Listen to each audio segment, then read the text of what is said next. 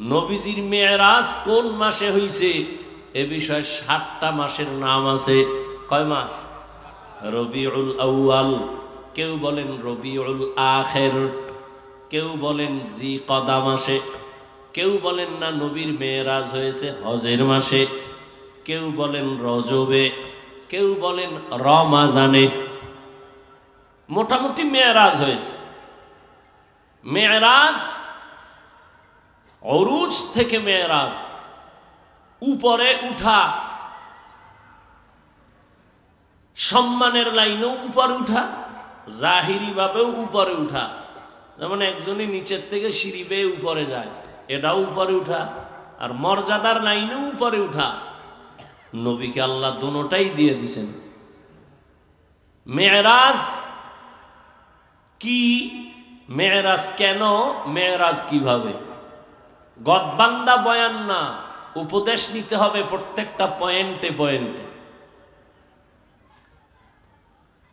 রহমতের নবীর মেরাজ, আল্লাহ যত নবী রসুল পাঠাইছেন সবার মেরাজ হয়েছে। তবে সব নবীদের মেরাজ জমিনের মধ্যে, আর রহমতের নবীর মেরাজ আরশে আজিম পর্যন্ত। এই মেরাজ আবার দুই প্রকার, জাহিরি মেরাজ আর বাতিনি মেরাজ। জাহিরি মেরাজ হলো রহমতের নবী বোরাকে চড়িয়া বাইতুল মাকদিসে যান, ওখান থেকে উপরে আসমানে। বাতিনি মেরাজ হলো মর্যাদা উপরে, কিন্তু এটা জাহেরে দেখা যায় না। যেমন এক জায়গায় বসা একই দস্তারখানে রহমতের নবীও, আবু বকর, ওমর, ওসমান, আলীও একই দস্তারখানে খাইতেছেন, কিন্তু মর্যাদা রহমতের নবীর কোনো তুলনা নাই। মেরাজ মানে সম্মান উপর দিকে ঊর্ধ্বগতিতে সম্মান বাড়ানো। রহমতের নবীকে আল্লাহ বাতিনি মেরাজ দিলেন, জাহিরিটাও দিলেন। আর অন্য নবীর মেরাজ জমিনে, রহমতের নবীর মেরাজ আসমানে আরশে আজিমে। কারণ এক নাম্বার। দ্বিতীয় কথা হলো সব নবীদের মেরাজ হলো ইমতেহান, আর আপনার আমার রহমতের নবীর মেরাজ হলো ইনআম। সব নবীদের মেরাজ পরীক্ষা, রহমতের নবীর মেরাজ হলো পুরস্কার। আদম আলাইহিস সালামের মেরাজ আরাফার ময়দানে, ইউনুস নবীর মেরাজ মাছের পেটে, জাকারিয়ার মেরাজ করাতের নিচে, ইব্রাহিম নবীর মেরাজ আগুনের ভেতরে, ইসমাইল নবীর মেরাজ সুরির নিচে। এইভাবে আল্লাহ মেরাজ দিলেন জমিনে। নবীরটা উপরে কেন? কয় যেই নবীর নবুয়াদের সীমানা যতটুকু, মেরাজের সীমানাও ততটুকু।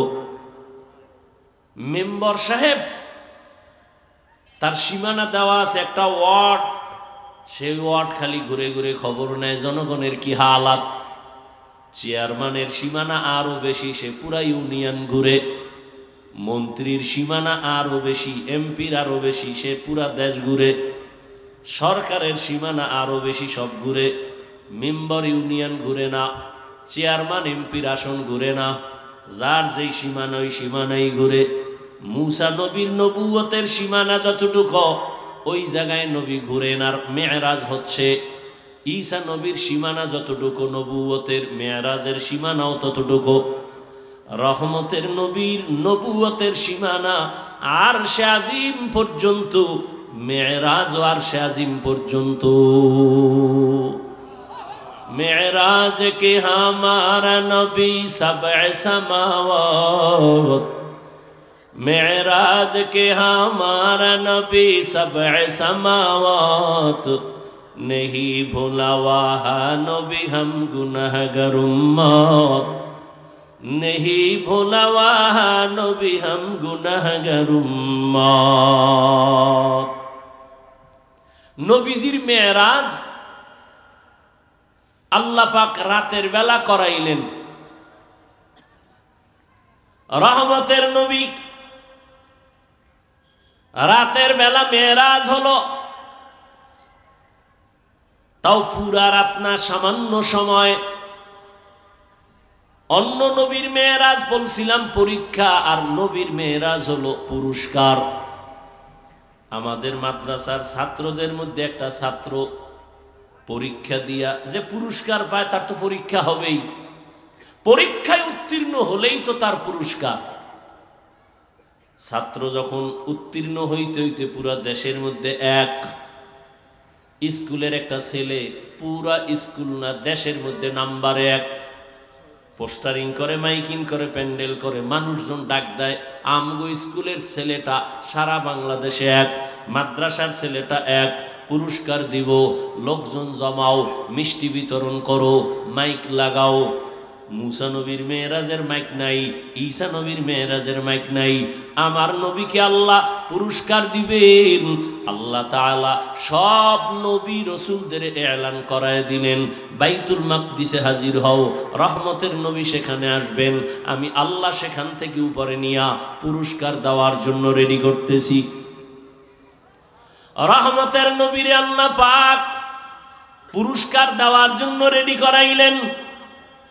এখন অনেকে এখনো ১৫০০ বছর পরে বহু বেঈমান আর নাস্তিক নবীর মেরাজকে এখনো বিশ্বাস করে না, বলে স্বপ্ন যোগে হয়েছে, রুহের জগতে হয়েছে, সশরীরে হয় নাই। এখনো বহু নাস্তিক বেঈমানরা নিয়ে কথা বলে। আল্লাহ তাআলা বলেন সুবহান, পবিত্র সত্তা আল্লাহ। আল্লাহ তো সবসময় পবিত্র, আবার কেন পবিত্র বললেন? পবিত্র বলার কারণ মানুষের ধারণা থাকতে পারে উল্টা পাল্টা। এই অল্প সময় নবীকে আসমান পর্যন্ত কেমনে নিলেন, নবী কেমনে গেলেন, গিয়া আবার চলে আসলেন। এখানে একটা কথা আমাদের ভুল, নবী যান নাই, আসেন নাই, আল্লাহ নিয়েছেন। নবী মেরাজে গেছেন না আল্লাহ নিছেন? আল্লাহ নিছেন। তা আল্লাহ নিছেন বললে আর ভেজাল নেই কেন? আল্লাহ তো বলেন আমি সুবহান, আমি তো পবিত্র। তোমাদের হাজারো প্রশ্ন আছে, কেন তোমার মেধা দুর্বল? আমি আল্লাহ তো কোনো দুর্বলতার মধ্যে নাই। তোমার দুর্বলতার জন্য তুমি খানা খাও, খাওয়ার পরে আবার তুমি ঘুমাও। আমি আল্লাহর লা তাখুযুহু সিনাতুন ওয়ালা নাওম, আমি আল্লাহর ঘুম নাই, তন্দ্রাও নাই, আমার মধ্যে কোনো দুর্বলতা নাই। তোমার মেধা দুর্বল, আমি সব দুর্বলতা থেকে পাক। তোমার যত দুর্বলের ধারণা সব থেকে আমি পবিত্র। তুমি বলবে এটা হবে না, আমার পবিত্র সত্তার কথা আমি হবে, আমি যা বলবো তাই হবে। তুমি বুঝো না, সেটা তোমার দুর্বলতা। হাজী সাহেবরা 100 বছর আগে এদেশ থেকে হজে যাইতো। 2-1 আর জানা থাকলে বলেন কেমনে যাইতো? বিমানে, হেঁটে যাইতো, কেউ জাহাজে। রোজার ঈদের পরে রওনা, 2.5 মাস লাগতো যাইতে। কয় মাস? কথার কথা, ওই সময় যদি আল্লাহ আমারে পাঠাইতেন আর আমি একটা টাটকা বয়ান দিয়ে বলতাম 2.5 মাস লাগবে কেন? সকালে রওনা দিব, জোহরের নামাজ বাইতুল্লাহ গিয়া পড়বো 6 ঘন্টা। কি ফিডাটা আমারে ফিডাই তুই সময়। আর কাফের বলনেওয়ালা মুফতি সাহেবরা কিভাবে কাফের বলতো, কিন্তু এখন তো বাস্তবে তাই হইল। কথা বলেন না কেন? ওই সময় যদি 1000 কোরআন মাথায় লইয়া কসম খায় বলতাম 2.5 মাসের সফর আমি 6 ঘন্টায় করব, বলে বেঈমান হয়ে যাবো, তারপরও কোরআনের কসমও মানতাম না। কিন্তু আল্লাহ দেখায় দিলেন 2.5 মাসের সফর মাত্র কয় ঘন্টা জানি না, দেখতে পারবো কিনা, আরো আরো আপডেট হবে। মনে হয় যেন চোখের পলকে বাইতুল্লাহ চলে যাবে। আল্লাহ এমন পারে না? পারে না? সুবহান, তোমার মেধা দুর্বল, পারে না। আল্লাহ বলেন আমি পবিত্র, তোমার ধারণা থেকে আমি পাক, আমার দ্বারা সম্ভব। আমি মুহাম্মাদের নিছি, অতএব আমি কেন পারবো না? আমি আদম রে জান্নাত থেকে জমিনে পাঠায় দিছি, তাহলে মুহাম্মদের কেন জমিন থেকে আরশে নিতে পারবো না? আমি ইউনুস নবীরে মাছের পেটে ঢুকাইয়া আবার বের করে দিলাম, আমি ওটা পারলে এটা কেন পারবো না? আমি আল্লাহ ঈসা নবীরে দ্বিতীয় আসমানে নিয়ে আসছি জমিন থেকে, আবার কিয়ামতের আগে প্রথম কিবলা বাইতুল মাকদিসে আবার পাঠায় দিব। আমি এটা পারলে আমার মুহাম্মদের কেন পারবো না? আরো বেশি পারবো, কারণ ঈসা নবীরে যেই ভালোবাসি সেই ভালোবাসার মুহাম্মদের ভালোবাসা এক না। মুহাম্মদ আমার বন্ধু, ঈসা নবী আমার বন্ধু, ইব্রাহিম আমার বন্ধু, নূহ নবী আমার বন্ধু, সুলাইমান আমার বন্ধু। সব নবীরা আমি আল্লাহ তাআলার আশিক, আর আমি আল্লাহ নিজে শুধু মুহাম্মদের আশিক। ইমামুল আউয়ালিনাল আখিরিন বাহরে সাদকা রাহমাতাল লিল আলামিন সাইয়্যিদুল কাউনাইন খাতমুল মুরসালিন আখির আমদ বুদে ফখরুল আউয়ালিন। ওই পবিত্র সত্তা আমি আল্লাহ পাক ইদ্রিসের আসমানে নিয়ে গেছি, মুহাম্মদের কেন পারবো না? আমি আল্লাহ আদমের ভারতের চরমদ্বীপে পাঠায় দিলাম, হাওয়াকে জেদ্দায় পাঠায় দিলাম।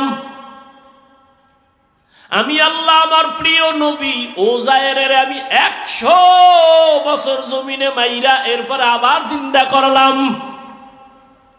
আমি আমার মুহাম্মদরে কেন পারবো না? তোমার মেধার এই দুর্বলতা থেকে আমি সুবহান, আমি পবিত্র। আল্লাহ তাআলা বলেন আমার নবীর নিয়ে আসো পুরস্কার দেওয়ার জন্য, রহমতের নবীকে নেওয়ার জন্য। আল্লাহ বললেন জান্নাতে গিয়ে একটা বোরাক সাজায় দাও।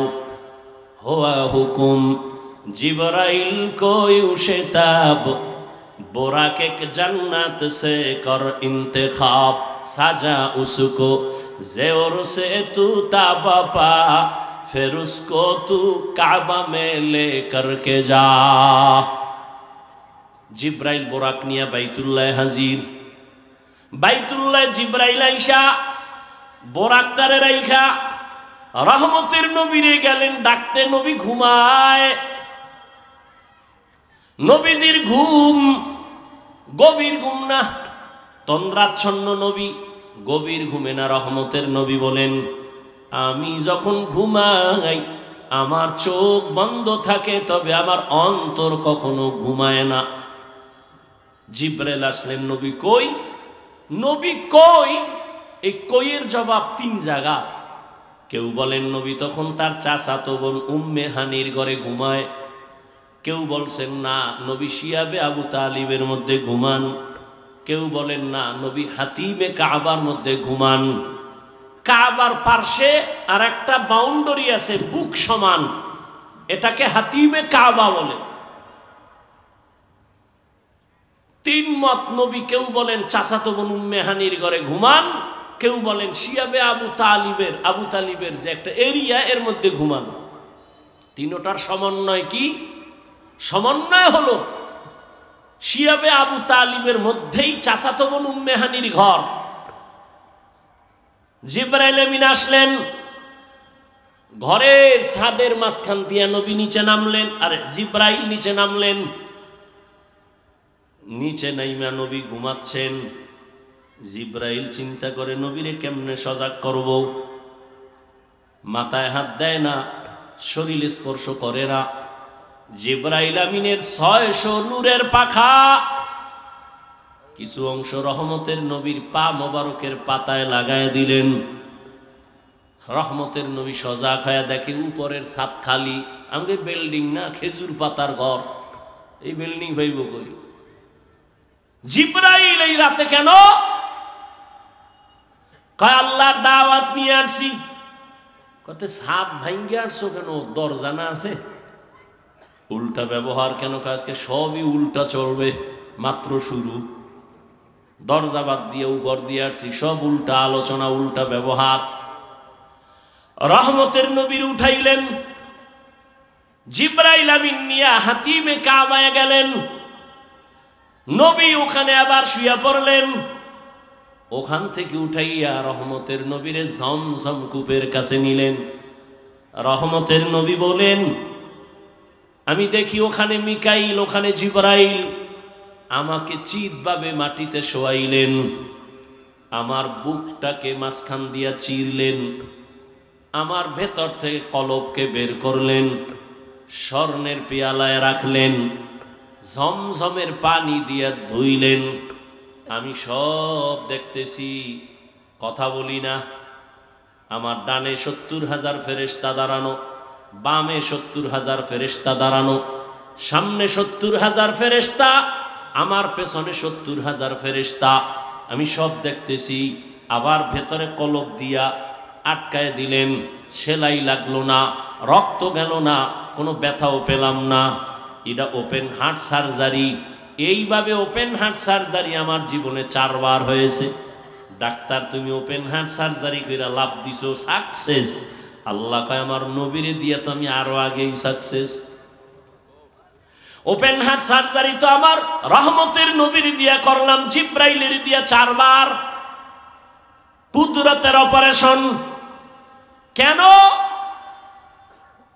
এক আল্লাহর বান্দা ঘুমের মধ্যে মনে হয় বলেই ফেলছিল, নবীর ভিতরে কি আবার ময়লা আসেনি? কলবটা বের করে আবার কেন ধুইবেন?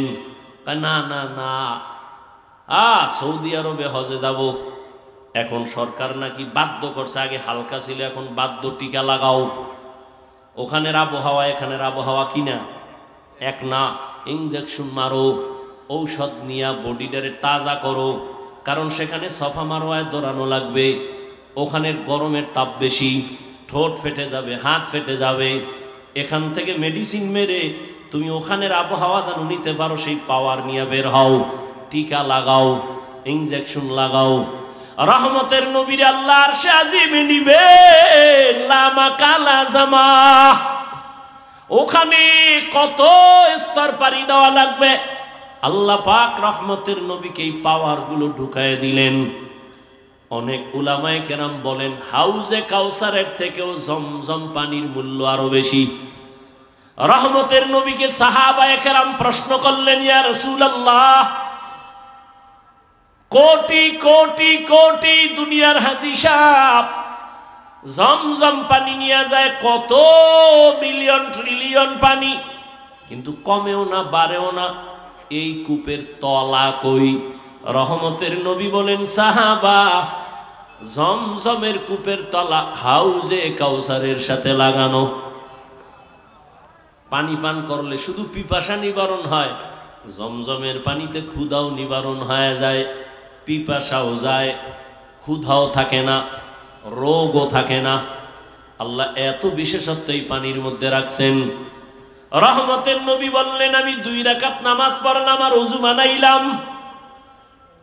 এখান থেকে কি সবক পাই? বলে, রহমতের নবীর মেরাজের সফর শুরু মসজিদ থেকে, উম্মতেরও মেরাজ হবে মসজিদ থেকে, ঘরে না। কোথায়? মসজিদের মধ্যে মেরাজ। মেরাজ মানে সম্মান, আমার মাওলার সাথে গভীর কানেকশন চলতেছে। এই জন্যই তো নামাজি যখন নামাজে দাঁড়াই আগে রবের পবিত্রতার ঘোষণা দেয়, সুবহানাক, পবিত্র সত্তার গুণগান, সুবহানাকাল্লাহুম্মা বিহামদিকা ওয়া তাবারাকা ইসমুকা ওয়া তাআলা জাদ্দুকা ওয়া লা ইলাহা গায়রুক। নামাজ ও ইবাদত, হজ ও নামাজের মতো ইবাদত, যাকাত দেওয়া নামাজের মতো ইবাদত। হজের মধ্যে কেউ যদি সালাম দেয়, নেওয়া যায় না? যায় না? এই হজ করতেছে, তাওয়াফ করতেছে, একজনে সালাম দিছে, নেওয়া যাবে না? আপনি যাকাত দিতেছেন, একটা ফরজ আমল, কেউ সালাম দিলে নেওয়া যাবে না? খানা খাওয়া যাবে না? যাবে না? যাবে। হজের মতোই তো নামাজ ইবাদত। নামাজে দাঁড়াইলে কেন সালাম নিষেধ? নামাজে দাঁড়াইলে কেন বান্দা তোমার খানা নিষেধ? এখন আর চলবে না, কারণ এটা মেরাজ চলতেছে, রবের সাথে গভীর কানেকশন চলতেছে। তুমি যখন বলো আলহামদু, তখন রব বলে লিমানিল হাম। আল্লাহ তোমাকে জিজ্ঞাসা করে, তুই কার প্রশংসা করলি? বলে মানিল আল্লাহ, লিল্লাহ। আল্লাহ প্রশ্ন করেন, মানিল্লাহ, আল্লাহকে বলে রব্বুল আলামিন, রব্বুল আলামিনকে বলে রহমানুর রহিম। আল্লাহর সাথে মেয়েরাজ চলতেছে, এখন সালাম দিলেও বন্ধ, সালাম দেওয়া যাবে না, খানাও যাবে না। মেয়েরাজ থেকে ফারেক হইয়া যখন বের হইলাম, যত পারো দাও খাবো, সালাম দিবি তাও নিব।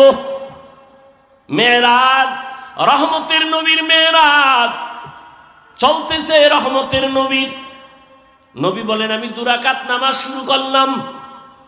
এখান থেকে উলামায়ে কেরাম বলেন তুমি যে কোনো সফরে বের হও, 2 রাকাত নামাজ পড়ে ওযু করে চলে যাও।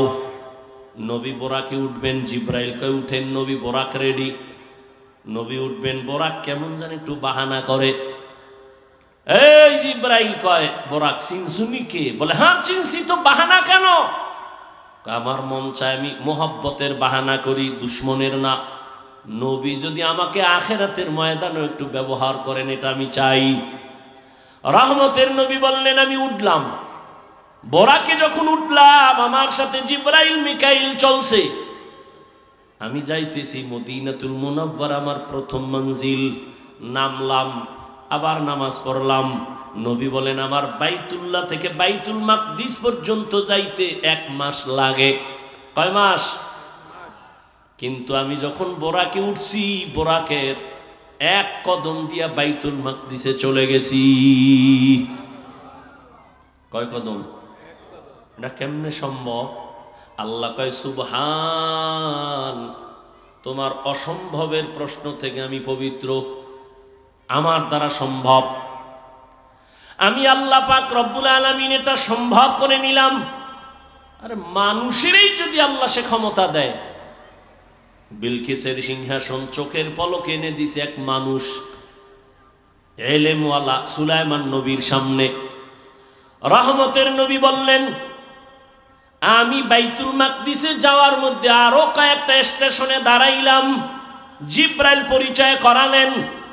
এর মধ্যে আমার হঠাৎ নজর পড়ে গেল মুসা নবীর এলাকা তুর পর্বতে। এখান থেকে গেলাম, আবার সামনে নবীর কবর পর্যন্ত আল্লাহ দেখায় দিলেন। আমি দেখি মুসা নবী কবরের মধ্যে নামাজ আদায় করতেছেন। সুবহানাল্লাহ। না আরো বিড়ি টানো তো সুবহানাল্লাহ জোরে আইব। সারাদিন মিথ্যা গীবত শেখাত, এই জমানে সুবহানাল্লাহ আসবে কেমনে? খারাপ লাগতেছে না? কষ্ট হলে বলেন, আমি অন্যদিকে দৌড় দিয়ে দোয়া করে দেই। আল্লাহ সবাইকে কবুল করেন। মুসা নবী কবরের ভেতরে নামাজ আদায় করেন। কবরে জায়গা এতটুকু, আমার নামাজ পড়ে কেমনে? এক, নামাজের দরকারও বাকি।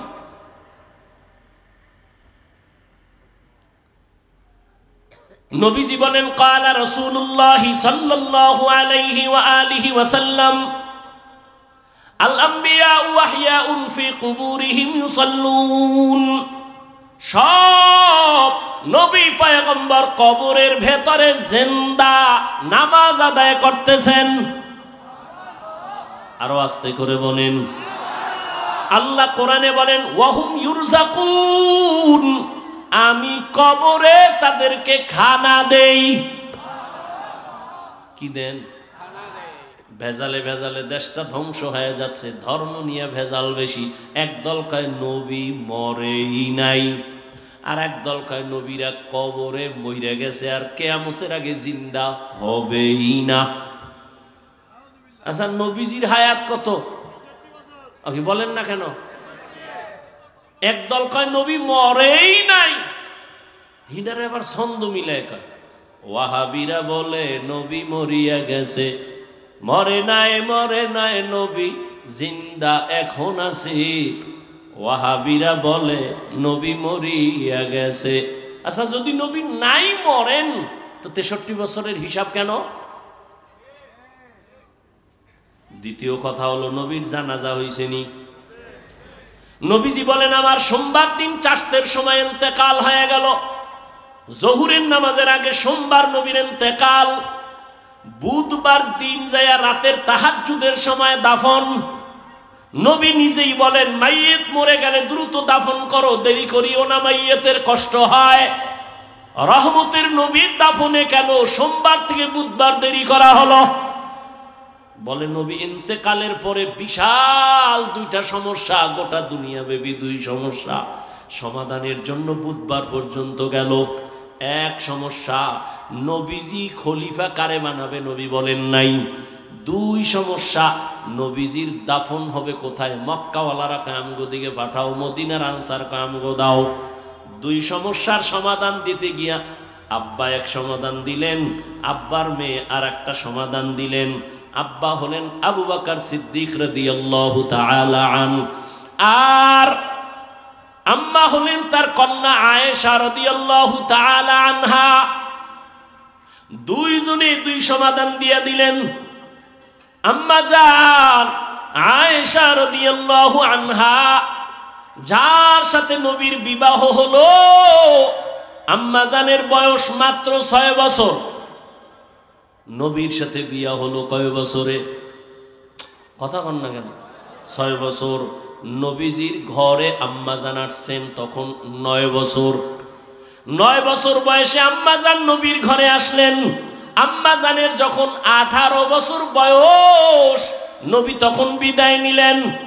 6 বছরে বিয়া, 9 বছরে ঘরে আসলেন, 18 বছরে আম্মা জানের তখন নবী চলে গেলেন। হিসাব বুঝলে বলেন আম্মা জান নবীর ঘর করলেন কতদিন? কয় বছর? 9 বছর। 18 বছরে তো আমগো মেয়ে গো বিয়েই হয় না, এর মধ্যে আবার আগুন ডালে কয় বাল্য বিবাহ বন্ধ। কোরআনের আইনের সাথে বৃদ্ধাঙ্গুলি দেখানো। ভাইয়েরা আমার, আম্মা জান আয়েশা রাদিয়াল্লাহু আনহা বলেন, আমি 18 বছরের নারী, মাত্র নবীর সোহবত পেলাম 9 বছর। এই 9 বছরে আমি কি পেয়েছি?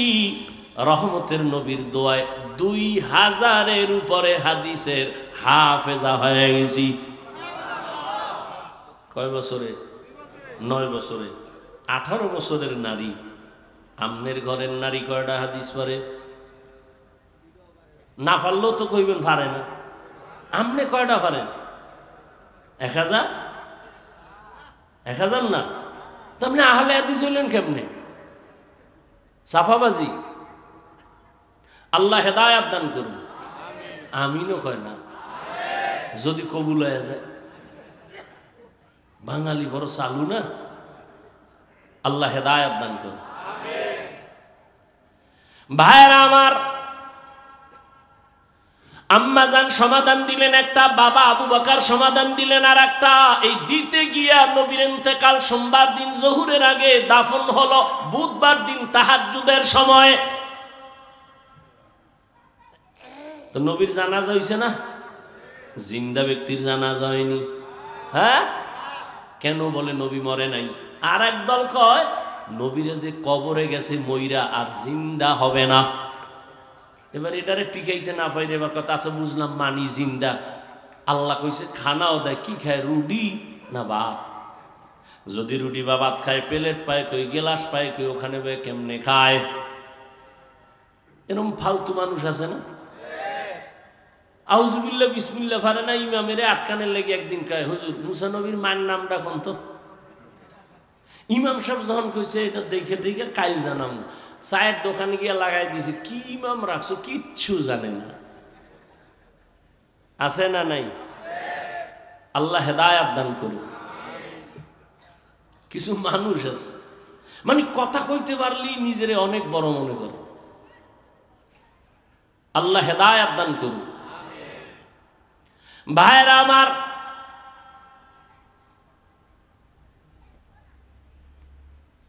রহমতের নবী বলেন সব নবীরা কবরে জিন্দা নামাজরত অবস্থায় আছেন।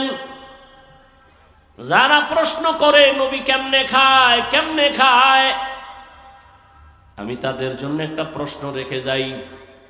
আল্লাহ তাআলা আমগো মায়ের গর্ভে যখন পাঠান, হাল আতা আলাল ইনসানি হিনুম মিনাদ দাহরি লাম ইয়াকুন শাইআম মাযকুরা ইন্না খালাকনাল ইনসানা মিন নুতফাতিন আমশাজিন নাবতালি ফাজআলনাহু সামিআম বাসীরা ওয়ালাকাদ খালাকনাল ইনসানা মিন সুলালাতিন মিন তিন সুম্মা জাআলনাহু নুতফাতান ফি ক্বারারিন মাকিন সুম্মা খালাকনান নুতফাতা আলাকা ফাখালাকনাল আলাকাতা মুদগা ফাখালাকনাল মুদগাতা ইযামা ফাকাসাউনাল ইযামা লাহমা সুম্মা আনশা'নাহু খালকান আখার ফাতাবারাকাল্লাহু আহসানুল খালিকিন। আল্লাহ তাআলা বলেন, আমি মানুষকে নাপাক পানির থেকে বানাইলাম, আমি তাকে শক্তি দিলাম দেখার জন্য, শুনবার জন্য। ভিন্ন আয়াতে আল্লাহ বলেন, আমি জমাট রক্ত থেকে মানুষ বানাইলাম, এই রক্তের ফোঁটাটা মায়ের গর্ভে রেহেমের মধ্যে রাইখা 40 দিনের একটা রিপেয়ারিং করলাম। 41 রক্ত হইল গোশতের পিণ্ড, আবার হাড্ডি, আবার গোশত, এর উপরে চামড়া, এভাবে 40 চিল্লা কয়। 40 কি কয়? মায়ের গর্ভে চিল্লা দিলে দেহের উন্নতি হয়। দুনিয়াতে যদি আল্লাহর পথে চিল্লা দাও, রুহের উন্নতি হয়। মায়ের গর্ভের চিল্লায় দেহের উন্নতি, দুনিয়ার মধ্যে যদি আল্লাহর পথে চিল্লা দাও, রুহের উন্নতি। কিসের উন্নতি? यहाँ हम सब मुसाफिर दिल ना लगा, अहले दिल की नजर से रूह करता जा, शाह दौलत सब फकीर घर नेक नहीं, शाह दौलत सब फकीर घर नेक नहीं, जिंदगी में बंदगी तू कर नहीं, जिंदगी में बंदगी तू कर नहीं, जिंदगी बे बंदगी शर्मिंदा है, जिंदगी बे बंदगी शर्मिंदा है, जिंदगी में बंदगी कुन बंदगी, बंदगी बे जिंदगी शर्मिंदगी। মানে না, তারা জান্নাতে যাবে না।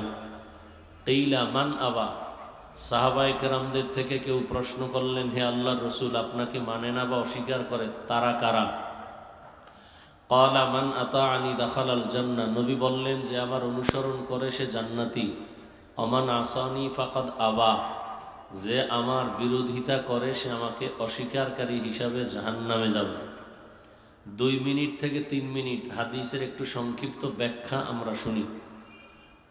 নবীজি বলছেন পৃথিবীর সমস্ত মানুষ বা উম্মত জান্নাতে যাবে, কিন্তু যারা আমি মুহাম্মদকে মানে না বা অস্বীকার করে তারা জান্নাতে, কথা বলতে হবে, জান্নাতে যাবে না। কত মানুষ কথা বলতে চায় কিন্তু আল্লাহ জবান থেকে আওয়াজ দেন নাই, বলতে পারে না, আফসুস করে, কান্না করে। আর কিছু মানুষকে আল্লাহ কথা বলার তৌফিক দিছেন, যেখানে লাগে সেখানে বলে, যেখানে লাগে না হুদা বক বক করবো, বয়ে বয়ে, কোনো কামে লাগে না, এরপরও কথা বলবো। কিছু মানুষ আছে না, সারা দিন রাত্র কোনো কাম নাই, চায়ের দোকানে বয়ে খালি গল্প, চাপাবাজি করবে আর ফ্রি চা খাইবে। আওয়ামী লীগের একজনারে দেখলে কইব যে কোনো ভয় নাই, বিএনপি আর জীবনে দাঁড়াইতে পারবে না। তো আওয়ামী লীগের লোক চিন্তা করবে এই দোয়াটা তো আর কেউ করে নাই, এর একটা ফ্রি চা দাও, বাস খালি এক কাপ চা খেয়ে বয়ে দিল। পরক্ষণে বিএমপির একটারে যখন পাইছে, হেরে একটু পাম দিল, কয় যে নৌকা তলায় গেছে আর কেয়ামতের আগে আর সূর্যও দেখবে না। বিএমপির লোক খুশি হয়ে কয় চা দিস না, রুডিও দে।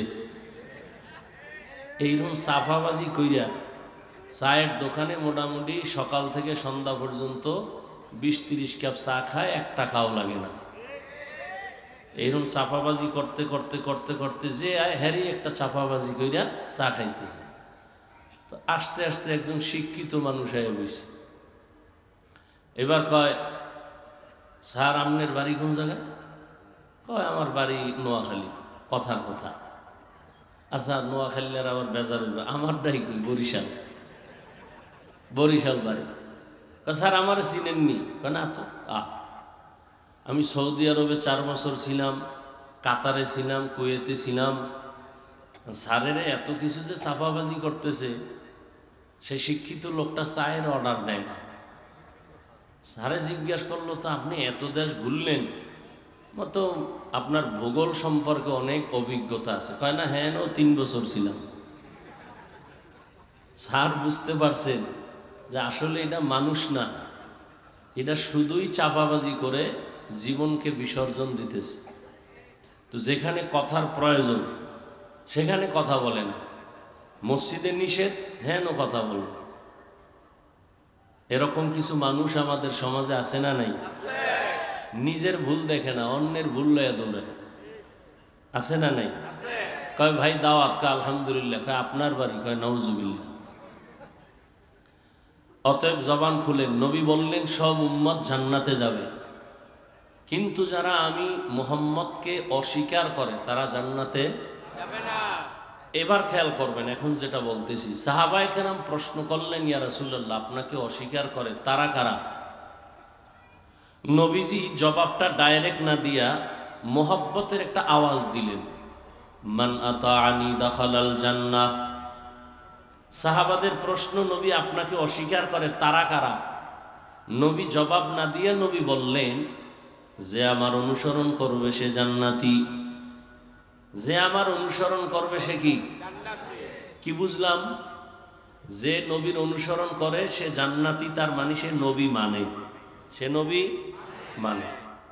আচ্ছা এবার আপনারা বলেন, যে ব্যক্তি নবীর অনুসরণ করে সে জান্নাতে যাবে, বিপরীত কথা কি দাঁড়ায় বলেন? যে নবীর অনুসরণ করে না সে জান্নাতে না। কিন্তু নবী এ কথা বলেন নাই, খুব খেয়াল করেন। সাহাবাদের প্রশ্ন হলো, নবী আপনাকে মানে না, অস্বীকার করে তারা কারা? নবী জবাব দেওয়ার আগে বললেন, যারা আমার অনুসরণ করে তারা জান্নাতে যাবে। বিপরীত কথা আসে, যারা অনুসরণ করে না তারা জাহান্নামে। নবী এ কথা বলেন নাই যে যারা আমার অনুসরণ করে না তারা জাহান্নামে যাবে, নবী এ কথা বলেন নাই। নবী কি বলছেন? ওমান আসানি ফাকাদ আবা, যে আমার বিরোধিতা করে সে জাহান্নামে যাবে। কি বুঝলাম? যারা নবীর আদর্শ মতো চলে না তারা 2 দল। কয় দল? এক দল দরদি আর এক দল বিরোধী। ভিন্ন শব্দে বলা যায় এক দল আগ্রহী আর এক দল বিদ্রোহী। আরো স্পষ্টভাবে বলি, ধরে নেন কথার কথা, ডান দিক থেকে প্যান্ডেলের একটা যুবককে জিজ্ঞাসা করলাম, এই যুবক, নবীর আদর্শে দাড়ি রাখো না কেন, নামাজ পড়ো না কেন? যুবক বলে, হুজুর দরকার, নবীর আদর্শে নামাজ পড়া দরকার, দাড়ি রাখা দরকার, চেষ্টা করি, পারি না, দোয়া করেন, ইনশাআল্লাহ চেষ্টা করব। কি বুঝলেন? সে দরদি না বিরোধী? বিদ্রোহী না আগ্রহী? আচ্ছা বাম দিক থেকে একজনকে জিজ্ঞাসা করলাম, এই যুবক, নবীজির আদর্শে দাড়ি রাখো না কেন, নামাজ পড়ো না কেন? যুবক আমার কথা শেষ না হতেই বলল, দাড়ি না রাখলে অসুবিধা কি, নামাজ না পড়লে অসুবিধা কি? কি বুঝলেন? দরদি না বিরোধী? আগ্রহী না বিদ্রোহী? রসুলের আদর্শ মানার ক্ষেত্রে বিদ্রোহীর আর এক নাম তাজা বেঈমান। খুব কঠিন কথা, কিন্তু দোনোজনই দাড়ি নেই, একজন আগ্রহী আর একজন বিদ্রোহী। আগ্রহী মুমিন, বিদ্রোহী বেঈমান। এই জন্য একজন দাড়ি রাখে না, তাকে গালি দেওয়া আগে বুঝতে হবে সে কি আগ্রহী না বিদ্রোহী। যদি আগ্রহী হয় মুমিন, দাড়ি না রাখলেও মুমিন, আর বিদ্রোহী দাড়ি রাখলেও বেঈমান। খুব কঠিন কথা কিন্তু। যে ব্যক্তি দাড়ি রাখে না আর একজন দাড়ি পছন্দ করে না, দুইজন সমান। যে দাড়ি রাখে না সে মুমিন, যে দাড়ি পছন্দ করে না সে বেঈমান। যে নামাজ পড়ে না সে মুমিন, যে নামাজকে পছন্দ করে না সে বেঈমান। যে ইসলামের রাজনীতি করে না সে মুমিন, আরেকজনে ইসলামের রাজনীতি পছন্দ করে না বেঈমান। খুব কঠিন, কিন্তু আল্লাহ বুঝার তৌফিক দান করেন। তাহলে যে নামাজ পড়ে না তাকে গালি দেওয়া, যে নামাজ পছন্দ করে না তাকে ছাড় দেওয়া যাবে না, সুযোগ পেলেই জুতার বাড়ি। যে দাড়ি রাখে না তাকে গালি দেওয়া, যে দাড়ি পছন্দ করে না তাকে ছাড় দেওয়া, হ্যাঁ, যে ইসলামের রাজনীতি করে না তাকে গালি দেওয়া, যে কোরআনের আইনের রাজনীতি পছন্দ করে না তাকে ছাড় দেওয়া। ব্যবধান আছে না নাই? একজন মুমিন আর একজন বেঈমান। নামাজ পড়া কার হুকুম? তোমারে এই বেয়াদবিমূলক, বেঈমানিমূলক, গাদ্দারিমূলক প্রশ্ন করতে কে সাহস দিল যে না পড়লে অসুবিধা কি? তো মদিনায় গিয়ে নবীরে বলো, রসুল তোমার আদেশের দাড়ি না রাখলে অসুবিধা কি? রসুল যদি বলে তোর মতো বেয়াদব উম্মত আমি মুহাম্মদের না হইলে অসুবিধা কি? আল্লাহ হেদায়াত দান করুন। তাহলে হাদিসের কথায় কি বুঝলেন? যে নামাজ পড়ে না সে বেঈমান, তাকে গালি দেওয়া যাবে? আগে বুঝতে হবে সে কি দরদি না বিরোধী। যতক্ষণ বুঝবেন না ততক্ষণ গালি দেওয়া যাবে না। আল্লাহ বুঝার তৌফিক দান করে। এবার আসেন যে আয়াত পড়েছি, বর্তমান আরবি রজব মাস, 23 তারিখ চলে গেল, 24, সামনে শাবান, এরপরে রমাজান। আলোচনা বিস্তারিত করা যাবে না, সময়ের প্রয়োজন। বয়ান করা, বয়ান শোনা, বক্তার এলেম আমলের বাহাদুরিতে ওয়াজ করা যায় না, বয়ান হয় না। বয়ান হওয়ার জন্য লাগবে বাতিনিভাবে আল্লাহর রহমত, জাহিরিভাবে লাগবে শ্রোতাদের অন্তরের মোহব্বত। এই দুই জিনিস যখন পাওয়া যাবে তখন আল্লাহ বয়ান বের করে দিবেন। আল্লাহ পাকে মাহফিল কবুল করে।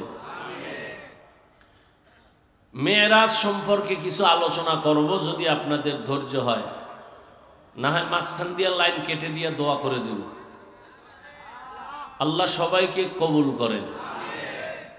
ভূমিকা স্বরূপ বর্তমান আরবি মাস কি মাস? সামনে শাবান, এরপরে রমাজান। রজব মাস আসলে আমরা বক্তারা, ইমাম সাহেবরা মেরাজের বয়ান করি, এবং অনেকের ধারণা মেরাজের কারণে রজবের সম্মান বেড়ে গেছে। মুসলমান হিসেবে আরবি মাসের নামগুলো অন্তত মনে রাখা ওয়াজিবে কিফায়া। মুসলমান হিসেবে আরবি মাসের নাম মনে রাখবে দূরের কথা, বাঙালি হিসেবে বাংলা মাসের নামই জানে না। আরো আশ্চর্য হলো, যেই বাংলা ভাষার জন্য জীবন দিল 4 যুবক, সেই দিনটাকেও স্মরণ করে বাংলা বাদ দিয়া। কি দিয়া স্মরণ করে বলেন তো? এরা কি 21শে ফেব্রুয়ারি বলার জন্য জীবন দিছিল? জাগ্গা, ওদিকের চিন্তা করে লাভ নেই। তো মুসলমান হিসেবে আরবি মাসের নামগুলো জানা খুব দরকার। তবে বাঙালি চালাক তো, যেই মাসে মোটামুটি খাওন টাউন আছে ওটি মোটামুটি মনে থাকে। যেমন সামনে শবে বরাত আসতেছে, এক খাওন, আবার এই মেয়েরাজের আর এক খাওন। রমজানে তো খাওন কোনো টেনশনই নাই, রোজা না রাখলেও ইফতারি মিস যায় না। এরকম কিছু বেরোজাদার আছে না? এই মাসগুলো সব মনে রাখে। তো রজব মাস মেরাজের কারণে দামি না, বরং আসমান জমিন সৃষ্টি থেকে এই রজব দামি। সূরা তাওবার মধ্যে আল্লাহ বলেন, ইন্না ইদ্দাতাশ শুহুরি ইনদাল্লাহি 12 শাহরান ফি কিতাবিল্লাহ ইয়াওমা খালাকাস সামাওয়াতি ওয়াল আরদ মিনহা আরবাআতুন হুরুম যালিকাদ দীনুল কাইয়্যিম। আল্লাহ তাআলা বলেন, গণনার আকারে বছরে মাস হবে 12টা। কয়টা? সিদ্ধান্ত কার? আল্লাহর সিদ্ধান্ত স্থায়ী। বছরে গণনার আকারে মাস হবে 12টা। কিয়ামত পর্যন্ত কোন বছর 11 মাসে হবে না, 13 মাসে হবে না। কয় মাসে হবে? দিন বা সময় কম হতে পারে, যেমন সূর্যের হিসাবে বছরে দিন বেশি, চাঁদের হিসাবে দিন কম। প্রতি বছর চাঁদের বছরে 10 দিন হাতে থেকে যায়, কিন্তু মাস হবে 12টা। 13 মাসেও হবে না, 11 মাসেও কোনো বছর হবে না। আল্লাহ বলেন এই সিদ্ধান্ত আমি করলাম, এবং এই 12 মাসের মধ্যে 4 মাস বড় দামি। কয় মাস? অন্য মাসও দামি, তবে এই 4 মাস আরো বড় গুরুত্বপূর্ণ। হজের মাস, হজের আগের মাস, হজের পরের মাস, আর এখন রজব, জিলকাদা, জুলহিজ্জা, মুহররম আর রজব। আল্লাহ বলেন এই সিদ্ধান্ত কোন দিন করলাম? ইয়াউমা খালাকাস সামাওয়াতি ওয়াল আরদ, আসমান জমিন আমি যেদিন সৃষ্টি করেছি ওই দিন আমি সিদ্ধান্ত নিয়া কলমকে বললাম লৌহে মাহফুজে লিখে দাও।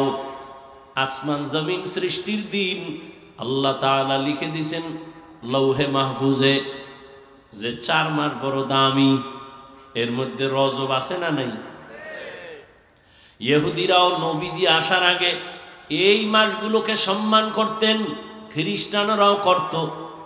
এই মাসগুলোতে যুদ্ধ নিষেধ, বিগ্রহ নিষেধ, ঝগড়া নিষেধ। রহমতের নবী আসার পর যদিও সে যুদ্ধ নিষেধের আর হুকুম রহিত হয়ে গেল, আর বলবৎ নাই, কিন্তু মর্যাদা মোটেও কমে নাই। এজন্যই তো রহমতের নবী বলেন রজব চাঁদ যখন আমি পাইতাম আমি আল্লাহর কাছে বরকতের দোয়া করতাম, আল্লাহুম্মা বারিক লানা ফি রাজাবা ওয়া শাবান ওয়া বাল্লিগনা রমাজান। আয় আল্লাহ, রজব ও শাবানে আমাদের বরকত দান করেন, হায়াতটা বাড়াইয়া রমাজান পর্যন্ত পৌঁছাইয়া দেন। মরলেও যেন রমাজানেই মরি। রমাজান বড় দামি। জাহান্নামের দরজা বন্ধ, জান্নাতের দরজাগুলো আল্লাহ খুলে দেন, শয়তানের শিকল দিয়া বেঁধে রাখেন। এই জন্য নবী দোয়া করতেন। এখানে অধিকাংশরাই এই দোয়াটা পারেন না, পারেন না তো 23 তারিখ হয়ে গেল, কেউ পড়ে না। জিগে লিখা হ্যাঁ পারি, তো ইবলিসই তো পারতো, লাভ হয়েছে কি? এই পাড়ায় কোনো লাভ নাই। জিন্দগি মে বন্দগি তু করনা হে, জিন্দগি বে বন্দগি শর্মিন্দা হে, जिंदगी बे बंदगी शर्मिंदा है, जिंदगी में बंदगी कुन बंदगी, बंदगी बे जिंदगी शर्मिंदगी।